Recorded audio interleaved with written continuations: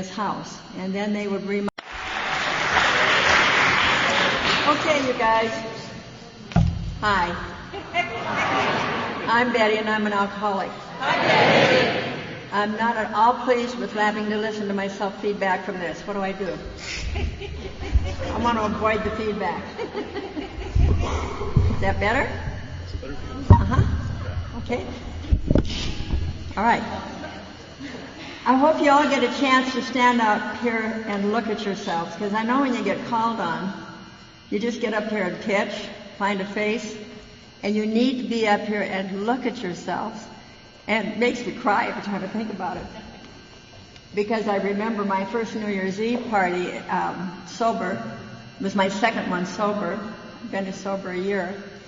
And my sponsor and his wife and the gang said that my husband and I needed to go out and celebrate. And they took us to Disneyland Hotel, which would only allow sober alcoholics to party there. And I was scared to death. I was a great dancer drinking, but I wasn't much of a dancer sober.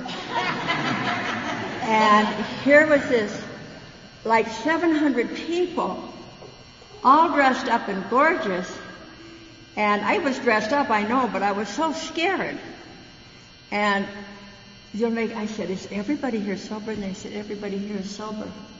And there was a great big fountain of punch, just big, that went like this. All I could think of is, oh my God, what if somebody slipped a little gin in there? What would happen to this hotel?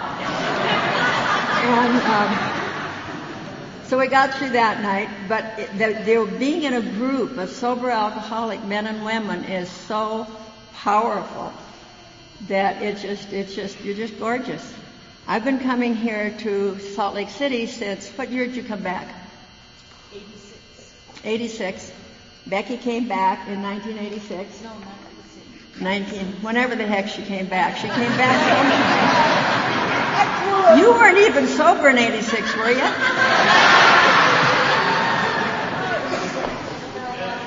Marijuana maintenance. She did that for a while. It was really something. By the way, I am Betty Upson, and the reason I say that is just exactly, I love what you said, Jennifer, and I love that you brought up that story that I'd forgotten about. Let's not be too anonymous. And I also identified with the rest of it because I had a buddy that I was just close to my heart. I just loved him to pieces. We were like brothers and sisters. You know how you get in here? And he was in the hospital. And I go to the hospital and I wanted to see.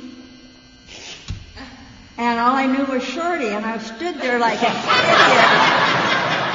And thank God it was a little hospital, and I said, you got a room where a whole lot of people are showing up and running in? And she said, yes, 12B. And from that time on, I thought, I don't want to get lost. I want you to be able to find me. I need you wherever I am. So I will show you so you don't have to wonder what the heck she's doing up here. When I got here, I was blaming everybody for everything because that's what a good drunk does. And then you taught me I had to start taking responsibility. But I've been sober a while, so I quit taking responsibility. And I'm back to blaming anybody I can, anytime I can. So I have notes. And because Father Tom said it was a really good idea, and he's going to be here the 18th, and so if you don't like it, go tell on me. It's all his fault. This is probably about the best thing that ever happened to me. I was thinking about that, and I thought, is that really true? I have a friend who always says that when he speaks. And it really isn't completely 100% true, because the best thing that ever happened to me from my whole heart, from as long as I could remember, was having children. I got 4 of them. And I'm an alcoholic, born to an alcoholic mother. Not a pretty sight. And like a little girl, I really, really loved my mother. And us little girls want our mothers a lot. And the little boys want their mothers too. And mine was a really bad alcoholic, probably from the time she was 16 or 17 or 18 years old. And she progressed rapidly into some of the worst degradations and scenes that I have ever heard of or that I have ever witnessed. And I witnessed a lot of them. They were pretty bad. And time passed, and because of her alcoholism, I was shifted around. I was an only child. It's a darn good thing I couldn't have taken care of two of us. But I was shifted around a lot, and the people I was shifted around to weren't necessarily related, nor did they necessarily know each other. Lots of times it was family, but it would be a few months here, 8 months there, seldom a year. And I had been in 22 schools by the time I was in 7th grade, and I had lived with probably that many or more families, one way or another. So I didn't have history, and history is a big deal when you're sober up and you try to take an inventory, because there's been stories told about you, and you've got them, and you eventually put them together. And I didn't have this. So I also didn't have a lot of things that go with that. But as I got into my own drinking, well, we left Montana. Montana's my home place. We left Montana because of my mother's drinking and hit California with one of her husbands. She had like about 8 altogether. And I also used all those names. So I'd move back to a town, they'd known me as Barclay, and then I'd come back as Brown, and then I'd show up as Holmberg, and, and then you try, and these are little towns, you try to make sense of it, and finally you just kind of give it up and go, well, the hell with it. So let them figure it out. These things really didn't bother me, since they were a part of my life and what I grew up with, at least as I recognized it at the time. But it didn't take a whole long time for me to find out that they really bothered other people. So as the years passed and people would get to being really critical of my drinking, I'd drag out these sad, pitiful stories. They'd get off my back. I'd go get another bottle. It was cool for a while. When we went to California with one of these guys, it was 1940. And I was a little girl. And my stepdad, who's a really nice guy, he traveled a lot. And my mother got into another level of her alcoholism and was working some of the swinging bars in the Hollywood area. And they were fairly well-known bars.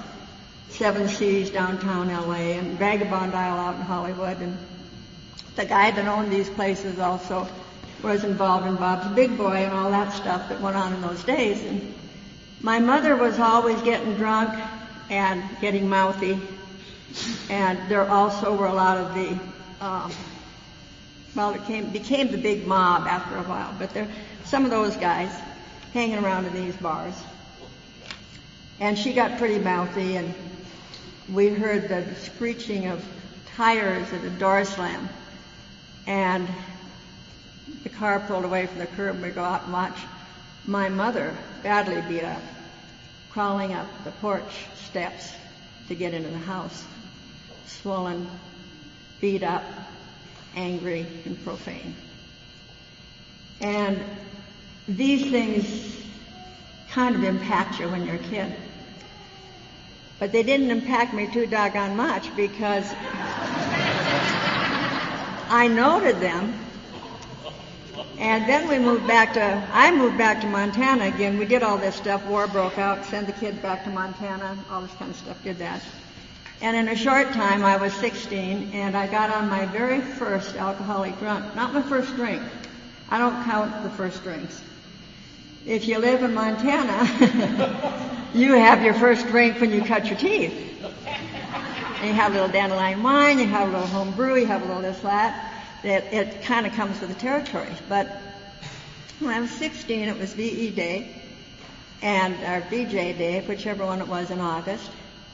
And we all went out to one of the guys' farms. We drank dandelion wine, and we ate carrots, and we drank beer, and I got drunk, and we went into town, and they all went in to have hamburgers, and I threw up the carrots outside the car door. I couldn't go in, and that was the beginning of the whole thing. And I never quit. I never had 30 days without a drunk from that day forward. And along with that, I knew that I would never be like my mother, because I'm a lady after all. And I forgot all the ugliness, I forgot all the scenes. I forgot all that stuff. And I said, yeah, but I'm different. I could hardly wait to get in that bottle. So I got in it, had a really good time, and enjoyed it. And it was what I always wanted it to be. But what happened immediately is that the good grades that I had in school, I barely graduated. And it was a shock to everybody because I was one of those good students. It was a shock to me too. But I remember having that little thought, well, they ought to know that I know all this stuff. They've had me here long enough. And the thinking was always there, you should make an exception for me. Don't you understand? My case is different. Started that young. I don't think it ever changed. Not too sure it's changed today. Sorry, Charlie, but that's how it was. Back to California.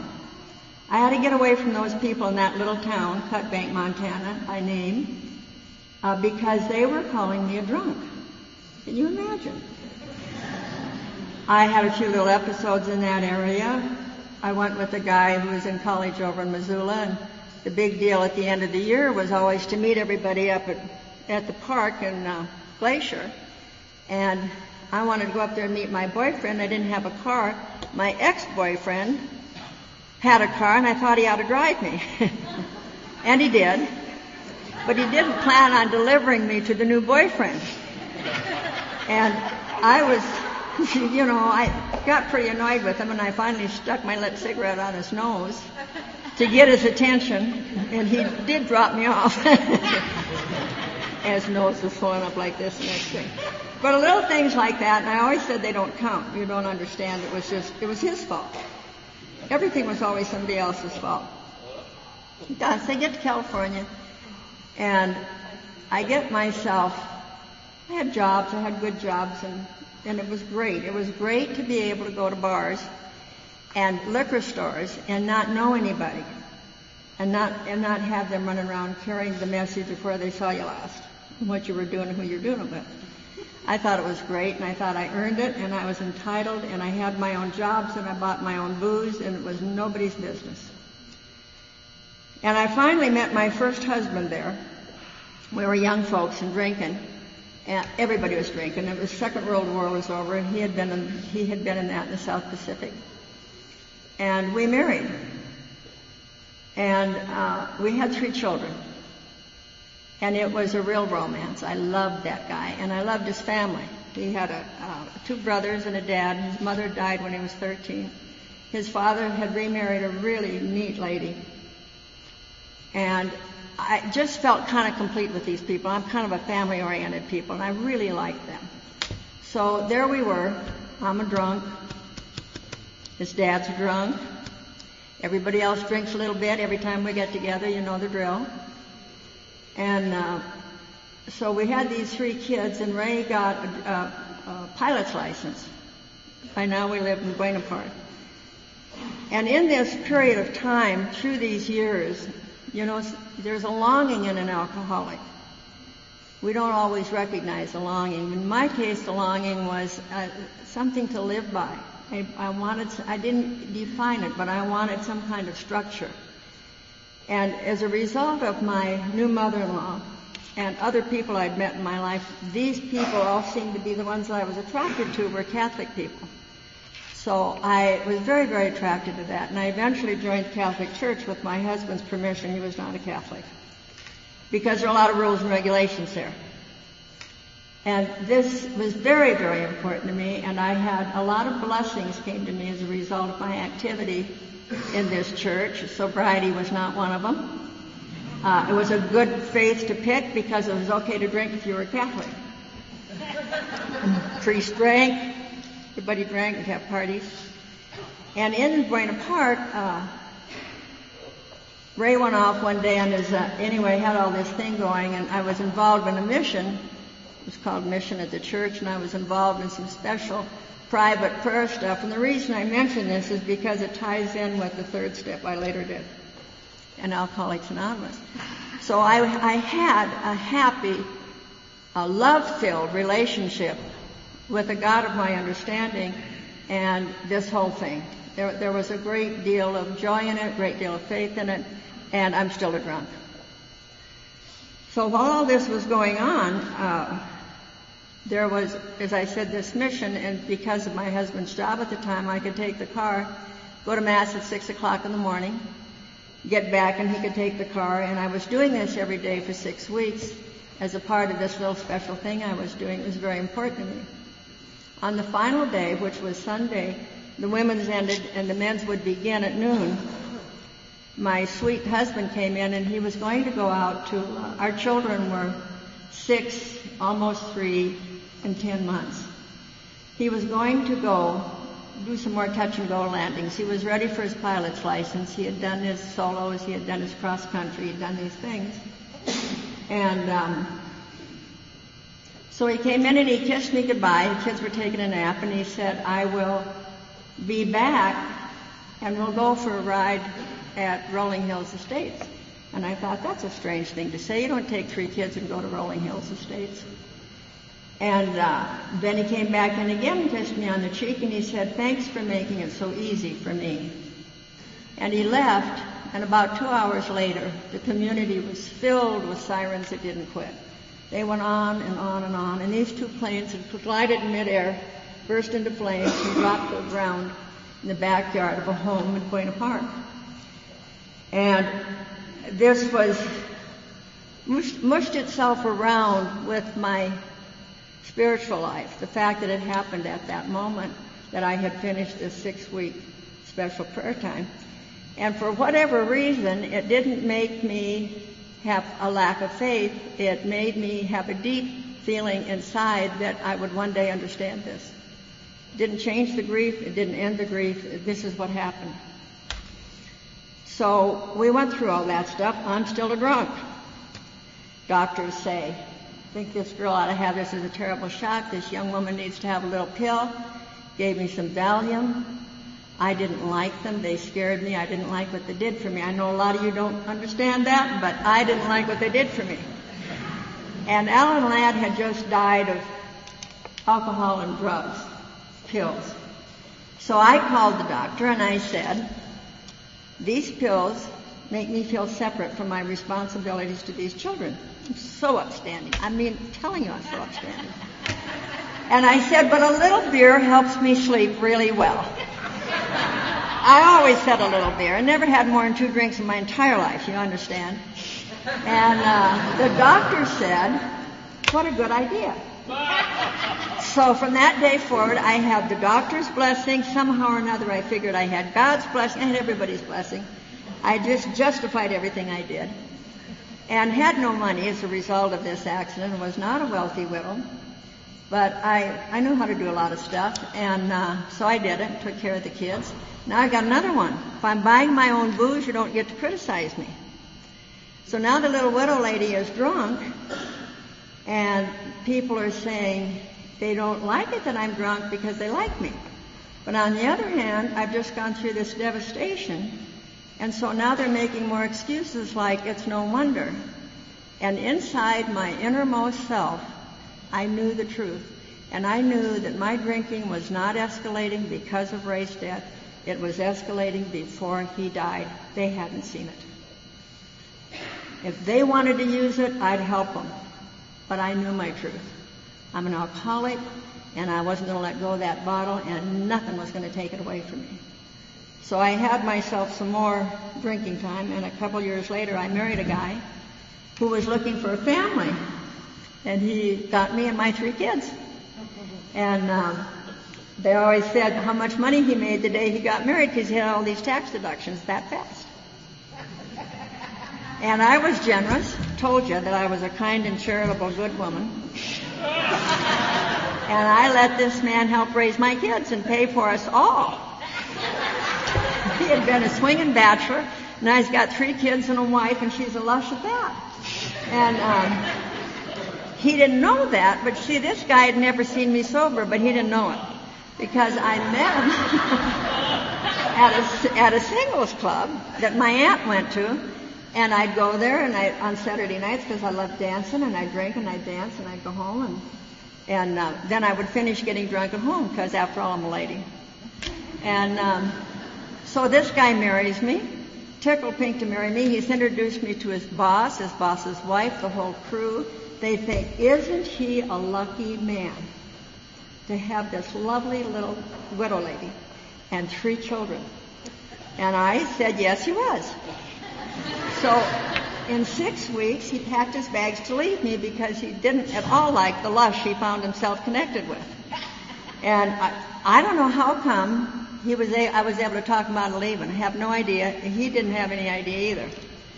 But I talked him out of leaving. And about 5 years after that, in Long Beach, I talked him into making a move because I told him that the people in this neighborhood would never let him be the father of these children. We must move. Well, we had to move because I was such a damn drunk. And I had to get him away from there before people started talking. And I moved him down the road to Long Beach. And I had learned a lot. I learned not to stay involved with the church and the school because I smelled so bad. You'd smell me from out here. I reeked of alcohol. I weighed about 96, 7 pounds. And I did all the work there was to do. And it would get done. And those kids would have their birthday dinner. By gosh, it was burned, but I wasn't like my mother. They had their birthday dinner. I couldn't be in bars anymore, which I just absolutely loved. I still like bars, I want to tell you that. But I don't drink in them. But I had to stay home now and drink. I had become a so-called hidden alcoholic. Wasn't hidden from those 4 precious children, I want you to know, but I'm now a hidden alcoholic. I thought I had control of my drinking. You know, you get sober in AA, there's a thing called the Jellinek chart. And it tells about the progression of alcohol. It tells how it changes and how you go through these stages of denial and how you think you are when you aren't. And I thought that I was still in control of the beginning of my drinking. And this man and I had a child. We had a little boy. And the other kids were older and they were in school, and I'm smart enough to know and I care enough about children to want him to have children in his life. And at the Pan American Park, you could take your little children up there, and if you donated 2 days a week. And so I thought about it, and I thought, well, now Sunday night I'm drunk, and Monday I'm too sick to drink. I'll volunteer on Tuesday. Tuesday night I'm drunk. Wednesday I'm too sick to drink. I'll volunteer on Thursday. I got Tuesday and Thursday. And I was always terribly impressed with my brilliance. And so I go up here to the school to help take care of the children. And I'm drunk, and I was so drunk while I slept. And I kind of made it up there, and I kind of be like, and I thought, I think I smell a little bit. I think I'll have a little cough drop. And I tried the menthol. The menthol were the strongest things that I could possibly find. And so I'd be sucking on these. My eyeballs were red. My little double thin face is puffy. And get kind of red. And I was a big fan of cheap Red Mountain. There was always Jack Daniels and some really good cognac in this. We never, you know, when we did additions to that house, I made sure that they put a place for appliances here. I always wanted my own bar. God, I wanted my own bar so bad. My husband would never let me have it. I don't know why. So the booze was all in a cupboard up there, and I'd get this cheap Red Mountain wine or whatever else I'd buy by the case, gallons, 4 gallons in this case, if you like that. And so your tongue gets purple, your teeth get purple, it's like that. But being the clever woman I am, before I went to the dentist, I would go to white wine for about 3 weeks. So my mouth... I didn't want to offend this dentist who thought so highly of me and my children. So I did all this stuff. And in the meantime, my husband can't stand it. He's not telling me we're being at these parties. He's not telling me anymore that we're being invited. I'm going through these things. He'd go to bed at 9:30, had to get up early in the morning, and I was wearing contact lenses, and I learned a whole lot of things. I was really careful drunk, and I liked looking good at all times. And so I had pretty bathrobes. And I would put my bathrobe on about 7:30, And I would take my contact lenses out about 8:30 because if you forget them, your eyes swell up. And if you don't get that bathrobe on and you don't get to bed, people think you're drunk if they wake up and find you on the couch with clothes on. Doesn't look good. And that guy was my source of bottle income. It was very important to keep things going. So I worked hard. So I'm out in this living room, and I tell you, I'd made the prettiest house. I can't believe how pretty it was. The prettiest place. And it really was. So I'm out in the living room drunk, and I fall off and hit myself on this chow table, and blood just spurts every place. And I stagger got a good-looking bathrobe, though. I stagger into the bathroom. The kids' bathroom was on that part of the house. And flipped on the light. And in the mirror was a bloated face, blood splashing, and my frightened daughter's face reflected in that mirror with me. And I saw my mother, and I saw me, and I said, I'll never turn on the light again. And that was my answer. And I always said, if I get like my mother, I'll quit drinking. But I just found another way to hide it. And so I'd hide it some more. And that continued like that. I remember a day, that kid I was trying to take care of, that lasted 2 weeks. I was drunk every night. I didn't have 2 nights a week. I was drunk every night. That began, I had been daily drunk for a while now, and I didn't know it. So we had ourselves some more time. And finally, one night, Christmas Eve, somebody made a mistake. My husband wasn't able to keep it from me that there was a party going on. They called me instead of telling him. And we went over to the party. And I was in pretty bad shape, and I knew that I could not drink at this party. And I was pretty sure that I could make it if I had a drink before I left. And I got to that party, and I was dressed like $7 million, and because I thought if I could see myself looking good, I might behave better. Always thought that. Never meant anything, but I always thought that. And I looked in that, I felt I just have a little drink with a lot, and just have a little drink. I really had to have a little drink. And within something like 10 minutes, I could feel my body swelling, and it scared me. And I went to the bathroom and looked, and I was just getting all bloated and red and swollen. And my heart started racing, and I was scared to death. And I couldn't quit drinking. We went home early, and I drank, and I drank, and I drank, and I drank. And somewhere in the morning of the 27th of December, I called a woman that had been brought to my house some years before because they wanted her to stay sober, and they thought bringing her to my house would help us. The day they brought her, I put my booze up in the cupboard, hoping she wouldn't stay too long. But she and I never drank together, but she lived in my new neighborhood. And she came over to my house, and I called her at 4 in the morning, and she came, and she knew the way to Alcoholics Anonymous. Strangely enough, she wasn't a sober alcoholic, but she had been sent to AA once. And she came in, and she couldn't believe what she was looking at. I was such a mess. And she asked all the usual dumb questions that non-alcoholics ask. She said, "Are you and Richard having a fight?" And I screamed at her the best that I could. I said, "I'm an alcoholic. Can't you see what you're looking at?" And she asked a lot of other questions, and I was finally just screaming at her. "I'm an alcoholic. I can't quit." And she stayed, and she made coffee, and I was hallucinating people and the Christmas tree and DTs and animals, and I had acrobatic mice on my table. Buddha belly, fat, alcoholic mice, little acrobatic mice. And she stayed for a while. She made some coffee and gave me this coffee. This is the dumbest thing I ever had anybody do in my entire life. And I said, "Float some booze in it. You ought to know better." So she did. And she came back. She left me. And I continued with DTs.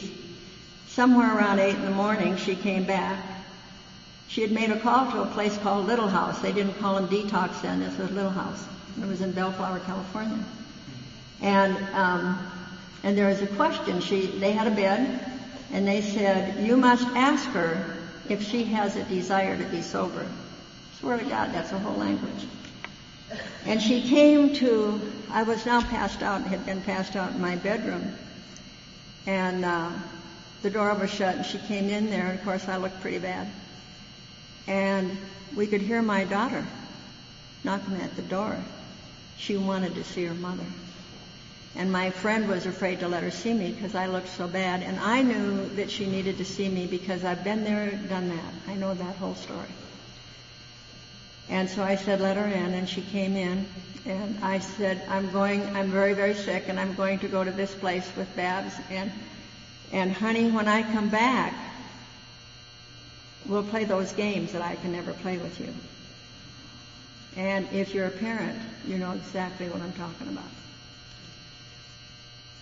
And we went down the road. And that road in Long Beach was a very green road. There was a lot of greenery and a lot of trees and a lot of everything on that street, Clark Street, at that time. And it was gravel gray, and what I learned later, I had no color. I had lost all color. It's called alcoholic color blindness, and I had that. And I'd had space distortion that was pretty bad along these kinds of DSTs that I had. And we got down there to this little house and knocked on the door. It was a little 2-bedroom house that had been put together with money out of the pockets of Al-Anon and alcoholics, and a pot, a pan, and a couple of sheets, and because they said there are women who need a place to get sober that can't put 24 hours together. So there was nobody said, are you sober? They just said, you want to be sober. And all these people were sober in the programs. So they opened the door, and this teeny, teeny, tiny little lady, teeny, tiny, all wrinkled up little lady, came and put her hand on my arm, and she said, this girl's sick, let's put her to bed. And I'm in a bathrobe, pretty bathrobe. My family bought me the most gorgeous bathrobe you ever saw. They always thought if they dressed me up and I looked good, I'd behave better. It never worked. But they didn't give up. So she touched me, and that touch, I can feel it to this day from that woman. And she said, this girl's sick, let's put her to bed. And they took me in and put me to bed. And I did all the dumb things that somebody in withdrawals does, crossed my hands upon my breast and said, call the priest. Thanks be to God, they were sober alcoholics and they knew better. But you do the withdrawal stuff, you do all that, and the hots and the sweats and the flashes and all that stuff. And I stayed there for 10 days. And the rules were that you have to go to a meeting every day. So a woman showed up and she said, well, she didn't have any clothes. I just got a bathrobe. Nobody could put clothes together. It was too hard. So she said, I know where there's a women's meeting in somebody's apartment. I'll take her there. For the December 27th was my first meeting in Alcoholics Anonymous. I was still drunk. And it started there. So I was there for 10 days. In that 10-day time, these men and women said things like, remember this drunk and shaking it out. Remember it.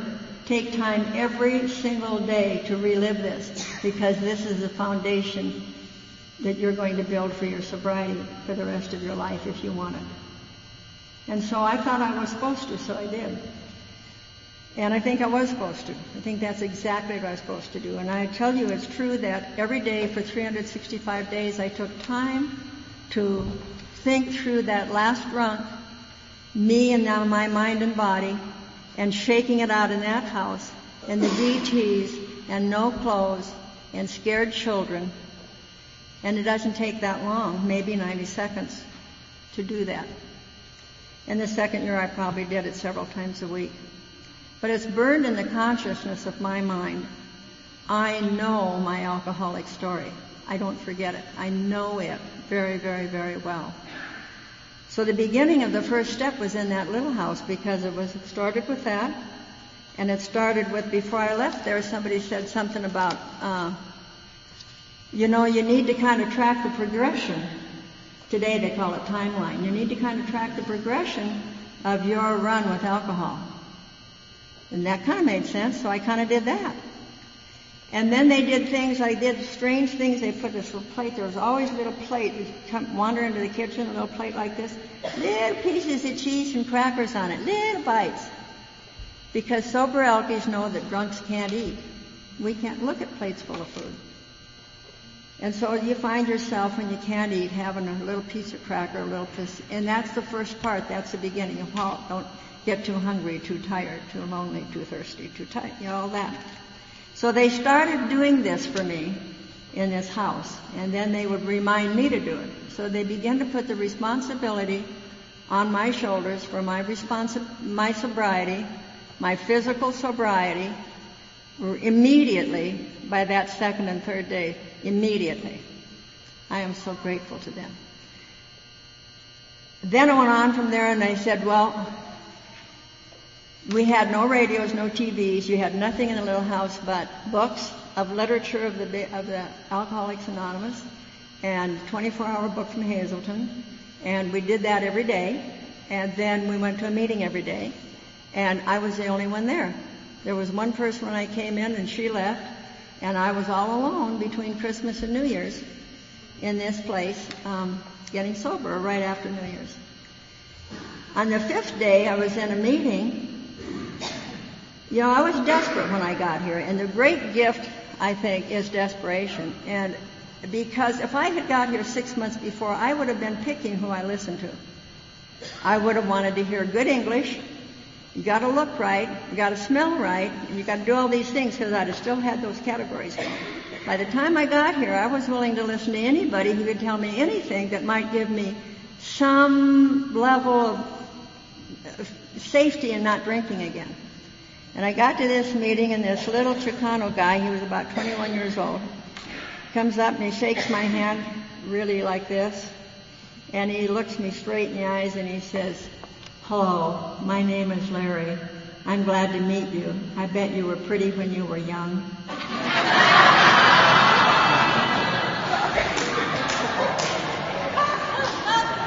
And I fell in love right that minute.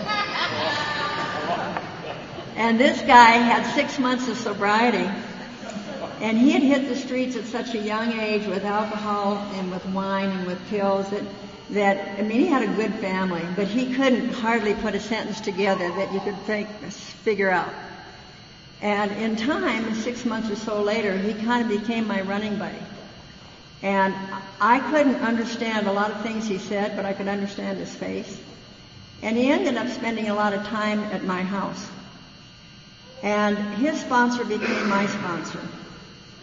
And my sponsor was a Skid Row drunk.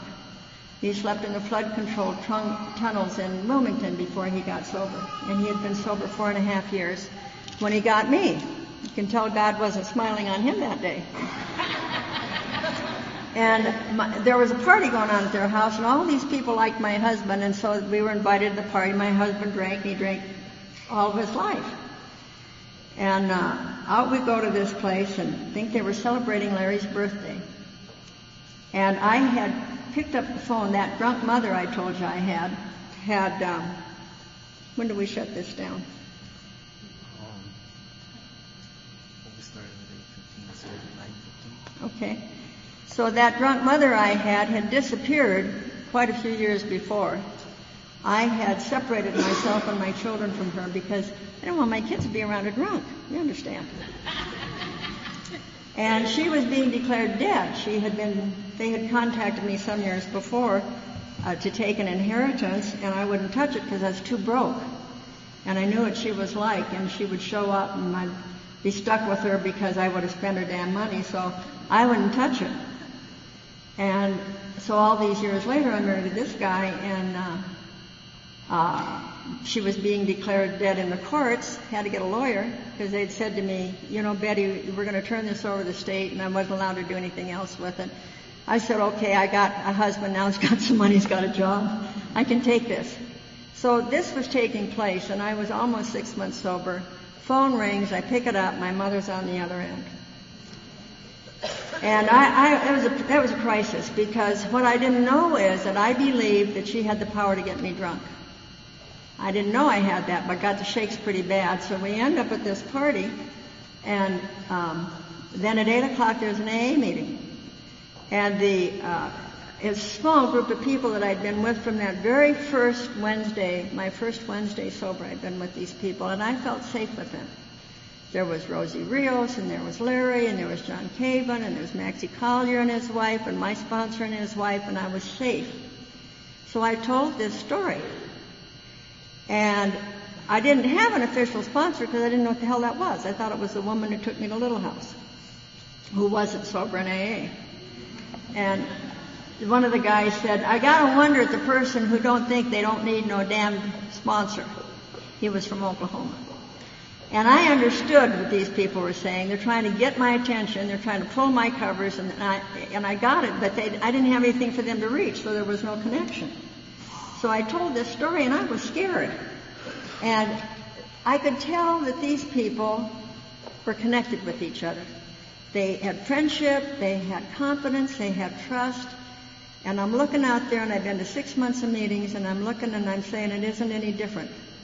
I'm still on the outside looking in. And I'm not like them. And now I've got questions because I've been here for 6 months. And my mind said, did you come here to be understood? And my mind said, no, I came here to be sober. And I said, these people are friends and I'm not friends with them. And the question was, did you come here for friendship? And the answer was, no, I came here to be sober. What did I know about friendship? December 27th, nothing. And I said, so this is the power work. And then I said, and are you sober? And you bet I was. I was absolutely sober. And I had begun a 12-step program. And on the way home, one of the guys had said to me before we left there, he said, you know, it was tall, skinny Johnny Caven, who was friends with Brent, by the way. They were really good friends. And he says, doll. I thought it was because he thought I was cute. I found out he called all women doll because he couldn't remember any names. And he said, you need a sponsor. And the unspoken part is if you're going to stay sober. So I told my husband, I said, you know, that guy said I need a sponsor. And he said, well, what about Rosie? We'd had her with us. And I said, I don't know how I knew what I knew, but I knew that she couldn't help me where I was now. And I said, Johnny Edwards, this low-bottom, skinny, low-bottom, snobbish drunk. I said, he could help me. And he said, well, then go ask him. And I said, he said he doesn't sponsor women. He said, well, go ask him anyway. And this is how God works in my life, because I would never have done that on my own. Am I going to be rejected? No, I'm not going to be rejected. But Richard said, and he said very little.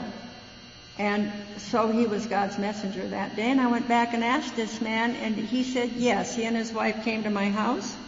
They sat down around the famous round table that's in my house that I keep, and proceeded to lay out the conditions by which he would sponsor a woman. And we sat there, and I told my sad, pitiful story about my mother, and I have told it so many times over the years that I could tell it easy. I never had any emotion. I just delivered this little story. I didn't cross my legs because your foot might jiggle and they might know. So I kept my feet flat on the floor. I didn't hold anything in my fingers. I forgot to read my paper, sorry. I let God direct this one time. He never let me get sober, so I never let him direct it again. So I'm sitting there, and we all used matches to smoke cigarettes in those days, and I'm sitting there telling this quiet story. My feet are on the floor. My hands are very quiet. But I'm sober 6 months. I'm looking at these matches, and I'm wanting to peel those matches. I want to do something with my fingers. I wanted to peel those matches. I could hear it in my mind. And I said, don't touch them because they'll know. And I was still in that survival of don't let anybody know that you're upset, that there's got a problem, that you got anything. I got that old mask going, and that thing is still going from the bar days. Guess what? The little wino over there knew. And he nailed me. And he said, when he finally heard this whole story that I told him the story, how this guy that she'd been with had been in AA and he'd got drunk and it was all her fault because that's what it looked like. And he nailed me, and he got this big, and his voice boomed out there, and he said, you think you don't have a resentment. You hate that woman so bad you'd rather have her dead than alive. And it popped something inside of me. It's like there's a big old pus bag that's been growing there all those years of drinking, and it popped. And my husband was doing like she's doing. He was laughing his head off over here. And he's laughing from nervousness because they'd been living with a dry drunk. They'd been waiting for me to pick up a drink, this family of mine, walking on eggshells. And that guy cracked me wide open, and what I felt inside was safety. I thought, oh my God, I'm safe. Somebody knows. Nobody had ever been able to reach me, not ever. No priest, no doctor, no great friend. Nobody had ever reached me until that little low-bottom wino did. And that gave me a chance. And he said, you've been here 6 months. You know better than to think anybody can get you drunk. Nobody can get you drunk without your complete agreement. You have to take the drink. You have to put it in your mouth. It's on you. And that was the end of that, honey. And from that day forward, what I knew is that it's my responsibility to know what's going in my belly, and let me tell you what I know. And I don't put alcohol in my system. Along with all that, those people back there in that first 10 days, is you got to ask this power greater than yourself to help you to stay sober every morning. Doesn't matter what you understand or feel. Nobody cares around here. And at night you say thank you to that same power. And in between, you eat and you make these phone calls. And that's on you. So I'd make the phone calls and they'd say, when did you eat last? And I explain I'm not hungry. And they'd say, we don't care. We're not listening. Get something to eat and come back to the phone. And that's how I got sober. And I understood after I'd been sober for a while, because you guys are nuts. You're really wacky. So when the girls call me, I say, when did you eat last? And it doesn't take very long before they say, I already did that, and I've got my paper and pencil. And that's how we do the drill. But with this guy that day, and then we get into the steps. And one of the first things this beautiful man taught me was that he said, you got to look at that 5th chapter. Got to look pretty hard at that. And he said there, because he heard this story about me and my religious spiritual life. And he knew that people like me were in real danger because we thought we had our God concept in place. And he said the 5th chapter says very, very clearly in there, let go of your old ideas. It does not say old, bad ideas. Because I heard a lot of you talk about hellfire and damnation. No wonder you had to give up the God you had. I would too if I had yours. But John said, the 5th chapter says, let go of your old ideas. And he said that means everything. And you ask the God of your understanding to whatever power you believe in, please God, help me let go of any ideas that I think I know about you. And let me be open to let you build it in me.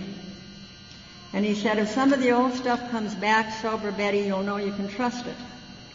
And he sat at that table that night. He said, this man, now I told you who I am, not really much. And I didn't have a college education, and I didn't do a lot of traveling, and I didn't do a lot of things, but I did the routine stuff. This man had been a journalist before he got on the skids. He'd been around the world 3 times. He had disarmed live ammunition when he was in the Navy, and he had been 7 years in the skids. And this man said, when anything happens to me, I say to myself, John, have you done this sober? And he said, if the answer is no, I know nothing about it. And I took that in, and I knew that now would be another one of my stories. And I wouldn't have known it otherwise because I was so arrogant. I had nothing to be arrogant about, but I was arrogant. And I think that's the story of a lot of us. So what I know is if I haven't done it sober, I don't know anything about it. And that's an ongoing life thing. It doesn't end with being sober 5 or 6 or 7 years. It goes on and it goes on and it goes on. When I was widowed in 1999, in February, that beautiful husband of mine had had cancer for 3 years. And when it came time to do some of the hard stuff that we were going to have to do, he had come to trust me. I had become a person of trust through these 12 steps and following some directions. And he said the things I was going to have to do with him were going to be rough because the medications he had to take were going to be personality changing. And we sat down and we did inventory together. And we did some talking, and we made some plans about how we were going to handle these situations when they came up. And that helped us get through that period of time. We wouldn't have known that without a 12-step program and without other people who shared with us what they did. Everybody shares. So we did those things. And when Richard died, which was February 11th, he died 3 years exactly after the day that he was diagnosed. He was cognizant of his life and his times. He was aware that his family was with him. He was part of the planning of what took place. We, as a family, were a part of all this together because the people in Alcoholics Anonymous in that very first year had reached out not just for me, but for the children. That 6 months visit, my sponsor and his wife sat at the table. The kids were there, my husband was there, and before they left, I didn't know this or I'd have sure put a stop to this, they didn't let me do anything. They gave my kids their phone number, and they said, if she gives you any trouble, call us. And they did. They were there for those kids. We were in and out of their houses, and they shared with us the lengths that they'd had to go to keep a marriage together, to hang on to their kids, to go through troubles, to do all this kind of stuff. So when it was Richard's time, and we all stood around, I had said to him, is it all right with you? He was non-Christian. He had his own spiritual life. I honored his, and he honored mine, and we all honored each other's. And I said, is it okay with you if I smudge you when you're going out? And he said, yeah. I said, is it okay with you if I told him some of the things I wanted to do? And he said, yes. And the family was there together. And I had been taught from some really good people in the program a lot of things about forgiveness and love and all these things that kind of put life together. And one of the things I was taught was about release. And we gathered around the bed, and we gave Richard back his energies, and we took ours. It was one of the most beautiful experiences I've ever been in my life. And we were all a part of this.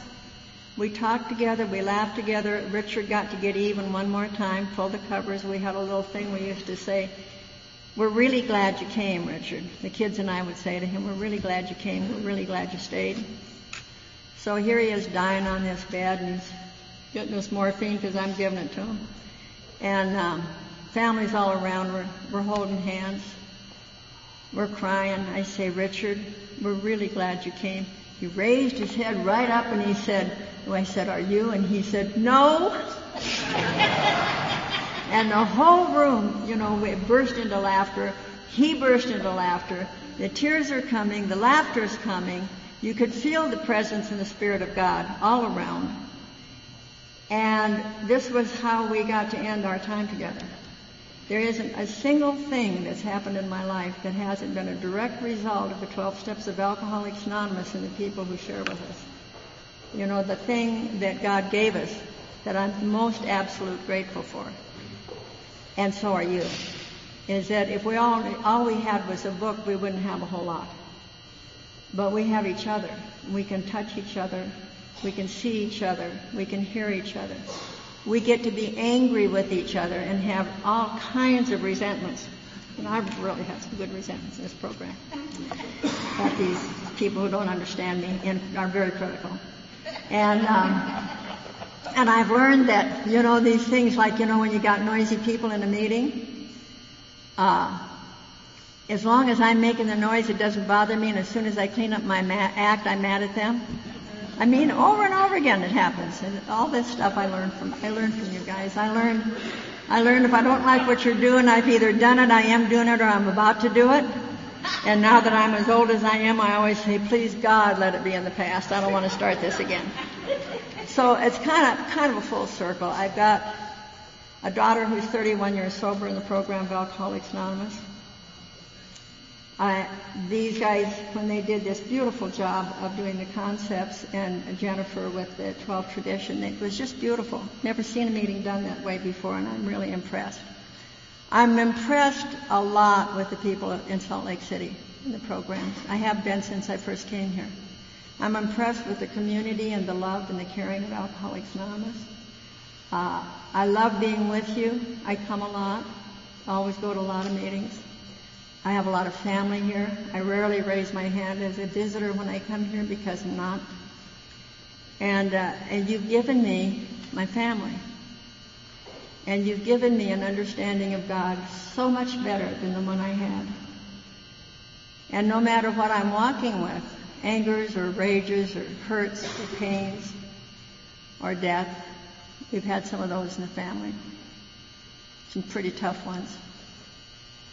There's never been a question in my mind that God wasn't walking with me. Never been a question. And so I'm comforted with that. So I have a phone and I can reach you, and I have God and I can reach that spirit within. And I'm a blessed woman. Thank you very much for your part of it.